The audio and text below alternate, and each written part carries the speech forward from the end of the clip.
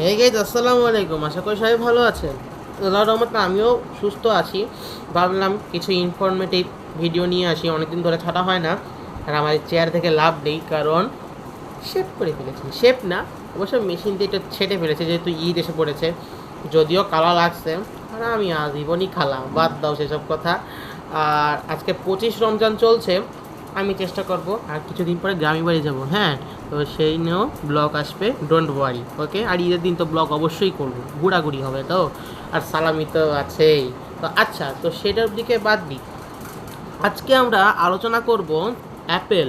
Apple company মানে বিশ্বের কাছে পরিচিত সবচেয়ে ভালো ব্র্যান্ড যাকে বলে, সেটা হচ্ছে অ্যাপেল কোম্পানি বা আইফোন। তো আইফোন কিন্তু আমাদের মতো মধ্যবিত্ত মানুষের কিন্তু নেওয়ার তো সামর্থ্য নেই ভাই। আমরা শাওমি, ওপো, হয়তো এইসব বা রেডমি, টেকনো, আমরা এইসব কম দামে ফোন ইউজ করে কিন্তু আমরা এখন মোটামুটি ভালো পারফরমেন্স কিন্তু এখন কম দামেও পাওয়া যায়। কিন্তু আমি কোনো দিন দেখলাম না এক পর্যন্ত যে কম দামের ভিতরে অ্যাপেল কোম্পানি কোনো প্রোডাক্ট এনেছে বলে। আর অ্যাপেল কোম্পানির যাত্রা এক্স্যাক্টলি কবে থেকে শুরু হয় সেটা নিয়েই আজকে বিস্তারিত আলোচনা করব। আর অ্যাপেল কোম্পানি কোন কোন ফোন বের করেছে আর বর্তমানে লেটেস্ট মডেল কি সেটাও নিয়ে আলোচনা করব। তাই ভিডিওটা শেষ পর্যন্ত দেখতে থাকো। আর হ্যাঁ, চ্যানেল নতুন হলে সাবস্ক্রাইব করে নিও আর বেল আইকনও ক্লিক মেরে দিও। ওকে, তো অ্যাপেল কোম্পানির যাত্রা শুরু হয়েছিল 1976 সালে স্টিভ জবস অ্যান্ড বিল গেটসের দ্বারা। ওকে, আর তখন কিন্তু বাজারে কম্পিউটার বলে তেমন একটা কিছু ছিল না, কারণ তখন কম্পিউটারে অতটা যুগ আসেও নি। আর তখন হলো টাইপরাইটারের যুগ ছিল আস্তে আস্তে তখন। আর মার্কেটের ভিতরে কিন্তু প্রথম এনেছিল কিন্তু অ্যাপেল কোম্পানি, সেটা হচ্ছে আই ম্যাক পিসি, যেটা হচ্ছে বেসিক্যালি একটা একটা কম্পিউটার। বর্তমানে যেমন আমরা ডেস্কটপ বা ল্যাপটপ ইউজ করছি, তো সেটার ছিল প্রথম ডেস্কটপ একটা মেশিন, যার ভিতরে বিভিন্ন প্রোগ্রাম, বিভিন্ন টাইপ রাইটিং, বিভিন্ন গেমস, বিভিন্ন কাজ করা যেত। আর তখন এগুলোর স্টোরেজের কথা বাদ দিলাম, তখন কিন্তু ওরকম স্টোরেজ কিন্তু এর ভিতর ছিল না। তখন একটা জিনিস হতো, সেটা হচ্ছে আলাদা করে একটা মেগাবাইট লাগিয়ে তখন কিন্তু এইটাগুলো কাজ করা হতো। আর তখন এই যে কাজ করতো, আমরা অডিও ক্যাসেট তো চিনি। অডিও ক্যাসেট কিন্তু শুধুমাত্র এই অডিওর জন্যই নয়, এই বিভিন্ন প্রোগ্রাম ধরে রাখার জন্য কিন্তু এগুলো ইউজ হতো আগে, এবং অ্যাপেল কোম্পানিও কিন্তু এটা আগে ইউজও করেছে।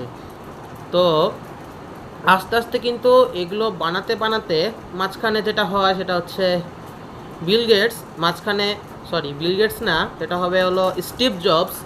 স্টিভ জবস কিন্তু মাঝখানে ছেড়ে চলে যায়। সেটা হচ্ছে 1981 সাল থেকে 1990 সালের ভিতরে 10 বছর গায়েব ছিল, কারণ একটু সমস্যা হয়েছিল আর কিছু কোম্পানির ভিতরে ঝামেলা হয়েছিল বিধায় কোম্পানি ছেড়ে দিয়েছিল। কিন্তু যারা নতুন এমপ্লয়ি বা নতুন বস যারা, তারা কিন্তু বসে থাকেনি, তারা ভাই স্ক্যাম ভাই আলাদা জিনিসপত্র বের করে দিয়েছিল। কী বের করেছিল মানে আলাদা লেভেলের জিনিস। অ্যাপেলের ছাতা, অ্যাপেলের ছাতা দিয়ে কী করবে ভাই, আমি এটাই বুঝলাম না। অ্যাপেলের ছাতা বের করেছিল, কিন্তু অ্যাপেলের ছাতা ভাই বেশি দিন চললো না, মার্কেট থেকে রিফিউজ হয়ে গেল। এরপর তারা বের করে অ্যাপেলের জামা কাপড়। ভাই অ্যাপেলের জামা কাপড়, ভাই অ্যাপেল ইলেকট্রনিক্সের প্রোডাক্ট ভাই যে পরিমাণ জনপ্রিয় ছিল তখনকার সময়, এই 10 বছর চলে যাওয়ার কারণে স্টিভ জবসের পরে তারা কিন্তু মার্কেট থেকেই ডাউন হয়ে যায়।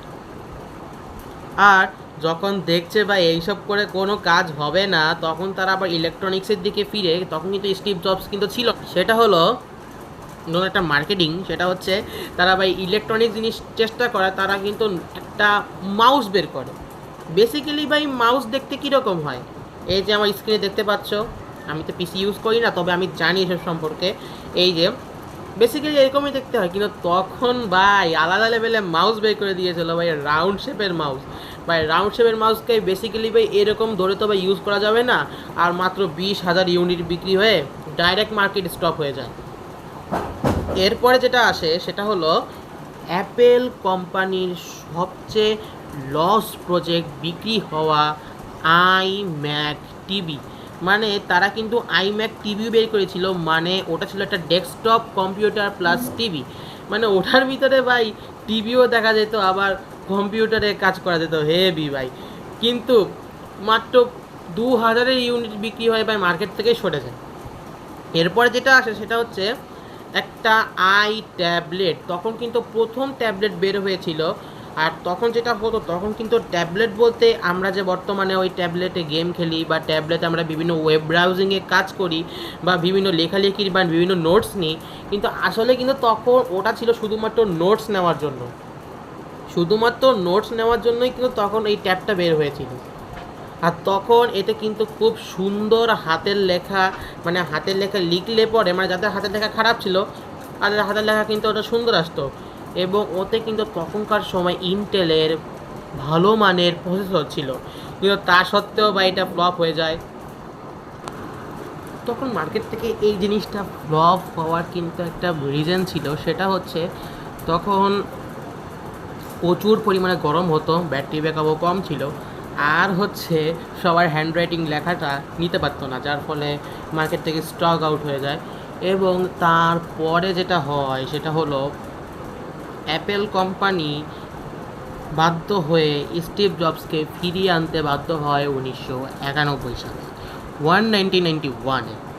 তো তখন থেকে কিন্তু আবার সেলস বেড়ে যায়, কারণ স্টিভ জবস কিন্তু যে আইডিয়া দিত, কিন্তু সেই আইডিয়া নিয়ে কিন্তু বেশ ভালো মতো ব্যবসা চলতো। এরপরে আসে 2000 সালের দিকে কিন্তু আস্তে আস্তে বেশ ভালোই কোম্পানি আসে, এবং 2001 সালে তারা লঞ্চ করে একটা আইপড। বেসিক্যালি আইপড কিন্তু এখন অনেকে চিনবে না, কিন্তু যারা ওই সময় জন্মগ্রহণ করেছো বা 90 দশকে করেছো তারা জানবে যে আইপড হচ্ছে একটা মিউজিক প্লেয়ার। যেমন তখন কিন্তু মিউজিক প্লেয়ার ছিল বলতে টেপ রেকর্ডার বা অডিও সিডি, এটাই তো আমরা জানি। কিন্তু তখন আইপডের ধারণা পাল্টে দিয়েছিল হচ্ছে এই আইপড। তখন যেটা হতো, এই আইপড যখন প্রথম লঞ্চ করে তখন কিন্তু এতে বিভিন্ন স্টোরেজের পাওয়া যেত। তখন আমরা যে স্টোরেজ কল্পনাও করতে পারতাম না, মানে বেসিক্যালি মেমোরি কার্ড যখন বের হয়েছিল তখন কিন্তু ভাই ওই 55 MB হায়েস্ট হলেও 1 GB, কিন্তু এই যে মেমোরি কার্ডের মতো তখন কিন্তু ওরকম হায়েস্ট ছিল না। কিন্তু তখন আমাদের অ্যাপেল কোম্পানি ভাই আলাদাই ভেবে নিয়েছিল।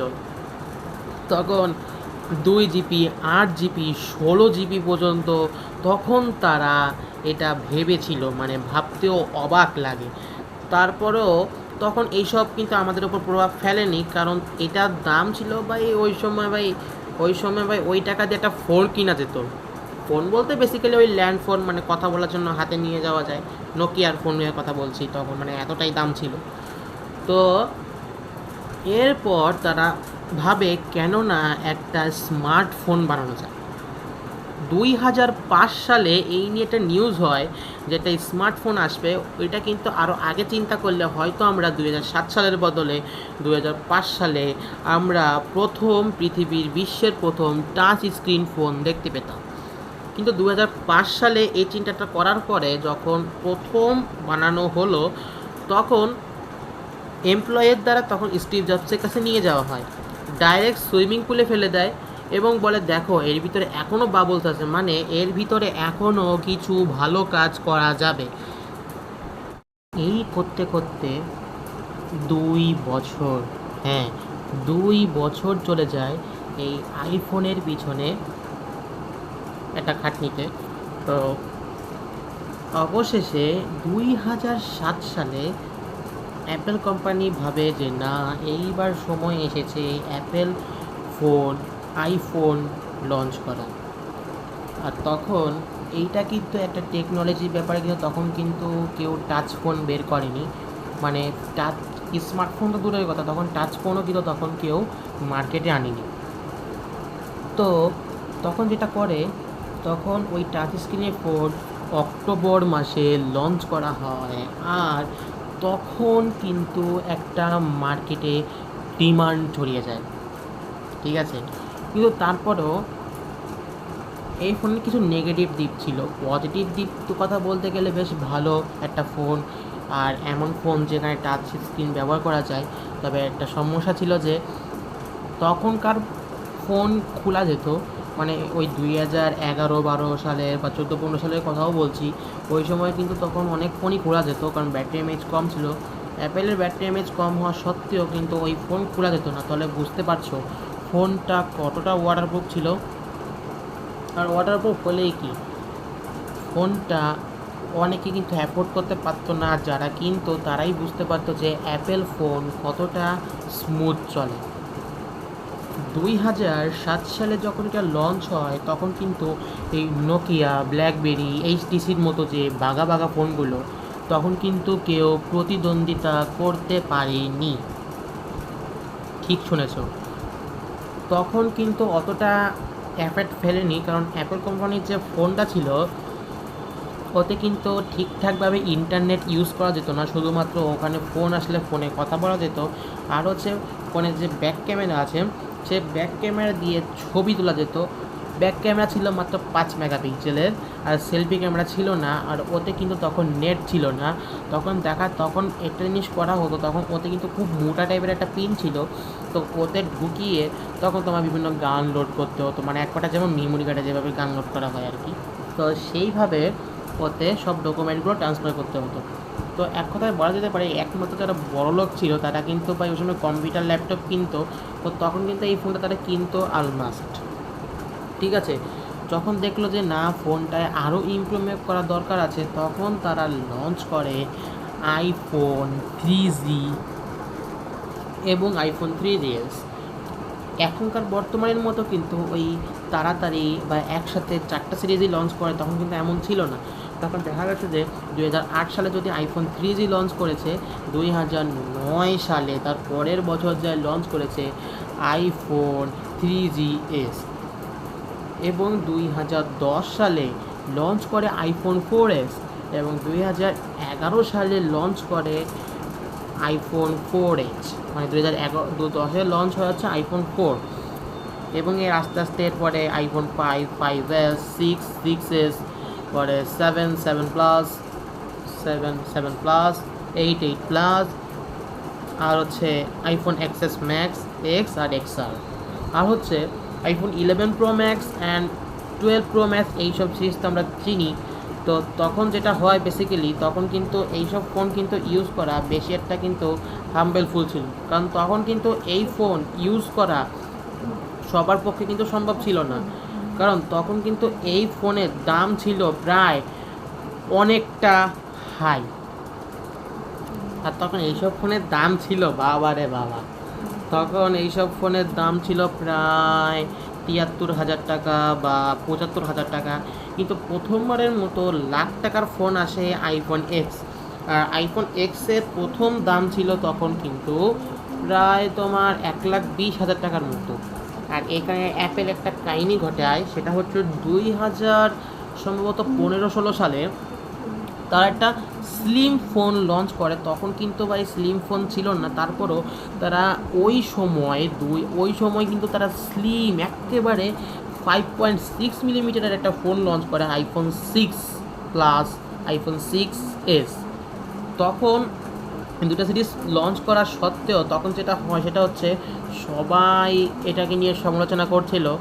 আর এই ফোনটা যেটা হচ্ছে চাপ দিলে ভেঙে যেত বা কেউ পকেটে নিয়ে ঘুরছে, তখন যেটা করা হয় যারা যারা কিনেছে তাদের কাছ থেকে রিপ্লেস নেওয়া হয়। পরের বছর তারা লঞ্চ করে নতুন আরেকটা ফোন 6-এরই, এটা হচ্ছে 6 আর হচ্ছে 6S প্লাস যেটাকে বলে, সেই ফোনটা লঞ্চ করা হয়। আর তখন কিন্তু ভাই এই ফোনের ডিমান্ড আস্তে আস্তে বেড়ে যায়, কারণ তখন কিন্তু আবারও এই স্লিম ফোনটা আসে। আর তখন কিন্তু ভাই আবারও ওই ফোনটা যে চেক করে দেখে সবাই যে আসলে এই ফোনটা ভেঙে যাবে কি না, আসলে না, এই ফোনটা তখন কিন্তু ঠিকঠাকই কাজ করে। শুধু যে অ্যাপেল কোম্পানি যে ফোন বের করে তা নয়, অ্যাপেল কোম্পানি কিন্তু ওই সময় মানে 2010 সাল থেকে কিন্তু তারা ট্যাব মানে ট্যাবলেটও বের করা শুরু করে দিয়েছে, এবং ঠিক তার আগে থেকে মনে হয় সম্ভবত 2-3 বছর আগে থেকে কিন্তু তারা ল্যাপটপ বের করা কিন্তু তারা শুরু করে দিয়েছে। শুধু আইফোন কিন্তু এখন বর্তমানে Apple computer, Apple pad, Apple laptop, Apple phone বর্তমানে এখন বিশ্বের কাছে জনপ্রিয়। আর জনপ্রিয় হবেই না কেন, কারণ এর যে কোয়ালিটি, স্মুথ এটা কিন্তু অনেক ভালো। এখন অনেকে বলতে পারো যে আমি আইফোনের এত সম্পর্কে জানি কিভাবে। কিছু কিছু হিস্টোরিক্যাল আছে যেগুলো বলতে হয় না। আবার আইফোন আমি দেখেছি, শুধু দেখি নয়, আমি আইফোন ইউজও করেছি। আমার বন্ধুদের কিছু আইফোন ছিল এবং আমার এক বড় ভাইয়ের আইফোন ছিল এবং আমার এক চাস্তো ভাইয়েরও আইফোন আছে। তো সেখান থেকে আমি কিন্তু কিছু কিছু আইফোন ইউজও করেছি। বর্তমানে আইফোন লেটেস্ট যেটা আইফোন 17 প্রো ম্যাক্স, মানে 17 লেটেস্ট ভার্সন, সেটাও আমি দেখেছি এবং সেটাও আমি হাতে ধরেছি। এবং বলা যেতে পারে বর্তমানে কিন্তু লেটেস্ট ফোন কিন্তু আইফোন 17 প্রো ম্যাক্স। এবং আইফোন শুধুমাত্র আমাদের কথা ভেবেছে, কিন্তু এমন ভাবা ভেবেছে লাস্ট পরে তারা প্রথম দিকে তারা আইফোন এএসি সিরিজের লঞ্চ শুরু করে। আইফোন এএসি হচ্ছে এমন একটা আইফোন সিরিজ যে সিরিজে তোমাদের খুব কম দামের ভিতরে আইফোন দিবে। কিন্তু তখন আর কম দাম কোথায় ভাই, 25,000 টাকা একটা আইফোন এএসি তখন আস্তে আস্তে শুরু করে। আর 2024 সালে যখন ওই ফোনটা লঞ্চ করা হয় তখন ভাই বাংলাদেশ টাকা ভাই 1,00,000 টাকা ভাই। তাহলে কি হলো? এখন শুনছি লেটেস্ট নাকি আইফোন একটা 17E লঞ্চ করবে। এখন দেখা যাক কত দূর পর্যন্ত এই ফোনটা এগোতে পারে। এখন আর অ্যাপেল কোম্পানির কথা তো ভাই বলাই নেই ভাই। আর অ্যাপেল ফোনের কিন্তু ভাই স্মুথ ইউআইয়ের জন্য কিন্তু বিখ্যাত। যদি কোনো দিন সুযোগ হয় তাহলে আমি আইফোন কিনবো, ইউজ করার একটা আলাদা এক্সপিরিয়েন্স নিব। তো দেখা যাক সেটা কবে হয়। আর আইফোন কিন্তু ভাই, আইফোনের কাছে একটা অনুরোধ ভাই, ব্যাটারি ব্যাকআপ একটু বাড়াও। আর আইফোন ভাই কী লেভেলের কিপটা হয়েছে রে বাবা রে বাবা। বর্তমানে এখন বক্সের চার্জার তো ছেড়েই দাও, হেডফোন তো দেয় না। ইভেন অ্যাপেলের যে স্টিকার দিত সেই স্টিকারও পর্যন্ত এখন দিচ্ছে না। এখন শুধুমাত্র মনে হয় ওই সিম রেজিস্টার টুল দিচ্ছে যেটাতে সিম ট্রে বের করা যাবে, এবং তার পাশাপাশি দিচ্ছে তারা ওই এক্স্যাক্টলি সে সিম্পল কেবল। এই জিনিসটা শুরু করে কিন্তু আইফোন 11-এর পরে, অর্থাৎ আইফোন 12 যখন লঞ্চ করা হয় তখন কিন্তু মাঝখানে তারা আইফোন 12-এর চার্জার তারা দেওয়া বন্ধ করে দিয়েছিল। কিন্তু তারা একবার শেষ চেষ্টা অনুযায়ী আইফোন 13 সিরিজে যখন তারা দিল, তারপরও তারা জনপ্রিয়তা আরেকটু হলেও হারাইছে। সেটা হচ্ছে তখন কিন্তু এর ডিসপ্লে নিয়ে সমালোচনা হচ্ছিল। তখন কিন্তু আইফোন 13 সিরিজের যে ডিসপ্লেগুলো তখন গ্রিল লাইন হয়ে যাচ্ছিলো, ডিসপ্লে নষ্ট হয়ে যাচ্ছিলো। তখন কিন্তু এই আইফোন 13 সিরিজটা একটু হলেও ডাউন হয়েছিল। তারপরে তারা যে জিনিসটা করে, সেই সময় তারা নতুন একটা কালার লঞ্চ করে এবং গ্রিন কালারের। এবং তখন তারা যেটা করে যে আপাতত মানুষদেরকে বুঝ দেওয়ার জন্য তারা যেটা করে যে তারা ওই বক্সের ভিতরে চার্জার দেয়। কিন্তু দিলে কি হবে, তার পরের বছর সে 2000 পরের বছরেই ঠিক আইফোন 14 সিরিজ লঞ্চ হয় এবং আইফোন 14 সিরিজে এই ধরনের সমস্যা দেখা যায় না। তবে আইফোনের কিন্তু একটা কমন জিনিস ছিল যে আইফোন এক্সের আগ পর্যন্ত, অর্থাৎ আইফোন 8 পর্যন্ত কিন্তু তখন শুধুমাত্র ছিল ওই উপরে ছোটো ডিসপ্লে, পিছন দিক থেকে দেখা যাবে যে খুব বড় ডিসপ্লে, কিন্তু আসলে দেখতে ওটা ছোটো ডিসপ্লে। এবং আইফোন এক্স সিরিজ যখন আসে তখন তার একটা ডিসপ্লের ভিতরে ওই যেমন আমরা বর্তমানে কিছু ফোনে ওই ক্যামেরা বাম্পের দিকে দেখি যে ছোটো নচ, তখন ছিল এত বড় নচ। তখন এত বড় নচের ভিতরে তখন কিন্তু অনেক তারা জিনিসপত্র তারা দিত। কিন্তু তখন তারা আইফোন 14 সিরিজ তারা যখন লঞ্চ করে তখন তারা এতে দেয় ডাইনামিক আইল্যান্ড, যেটা বর্তমানে এখন দিয়েই চলেছে।